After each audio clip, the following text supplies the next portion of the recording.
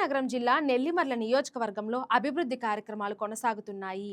ఈ క్రమంలో మండలంలో రామతీర్థం ప్రాంతంలో 14 కోట్ల నిధులతో చేపడుతున్న రహదారి మరమ్మతుల పనులకు ఎమ్మెల్యే లోకం నాగమాధవి మంగళవారం శంకుస్థాపన చేశారు. ఈ సందర్భంగా ఆమె మాట్లాడుతూ నెల్లిమర్ల నుంచి రణస్థలం వరకు 10.6 కిలోమీటర్ల మేరకు రహదారి మరమ్మతుల పనులు చేపడుతున్నట్లు తెలిపారు.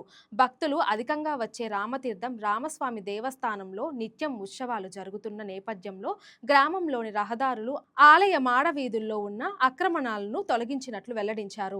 జై శ్రీరామ్.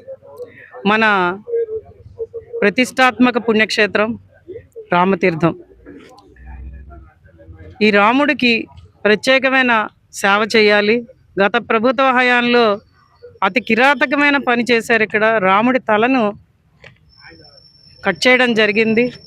కాబట్టి ఖచ్చితంగా ఈ కూటమి ప్రభుత్వానికి ఈరోజు పెద్దపీట వేసిన ప్రజల బంగారమైన కొంగు బంగారమైన రామచంద్రుడికి మంచి వసతులు కల్పించే విధంగా ఉండాలన్న ఉద్దేశంతో ఈ రామతీర్థాల తాలూకా అభివృద్ధిని ప్రత్యేకంగా తీసుకోవడం జరిగింది. దానిలో భాగంగా మనకి 10.6 కిలోమీటర్ల రోడ్డు రామతీర్థాలు మొదలుకొని మనకి ఆల్ ద వే కోనాడ దాకా, నెల్లిమర్ల రామతీర్థాల నుంచి రణస్థలం దాకా ఉన్న ఈ రోడ్డు 10.6 కిలోమీటర్లు.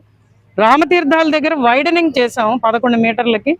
అలాగే చివరి దాకా కూడా కాలువలు కట్టుకొని పలకలు వేసుకొని లైట్ పోల్స్ కూడా ఎంతవరకు వీలైతే అంతవరకు మార్చుకుంటూ అతి సుందరంగా ఈ రోడ్డుని 14 కోట్ల వ్యయంతో ఈరోజు చేయడం జరిగింది.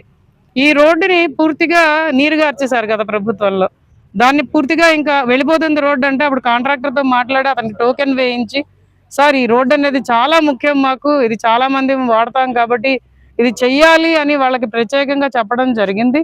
అలాగే ఇక్కడ ప్రజలందరూ కూడా రామతీర్థంలో ఉన్న ప్రజలందరూ కూడా రోడ్డుకి ఇరువైపులా ఎంక్రోచ్మెంట్స్ అన్ని స్వచ్ఛందంగా తీసి వాళ్ళు సహకరించడం కూడా నాకు చాలా సంతోషంగా ఉన్నది. వాళ్ళందరికీ కూడా మీడియా ముఖంగా నేను ధన్యవాదాలు తెలుపుకుంటున్నాను. ఎందుకంటే మనం ఏం చేసినా కూడా ఈ అభివృద్ధి పదంలో ఈ రాష్ట్రం ముందుకెళ్లాలన్నది ఏ ఒక్క పని చేసినా కూడా. కాబట్టి ఈ రోడ్డుని ఇంత చక్కగా వేసిన కాంట్రాక్టర్ గారికి కూడా ఈరోజు మనం ధన్యవాదాలు తెలియజేసుకుంటున్నాం. జై శ్రీరామ్.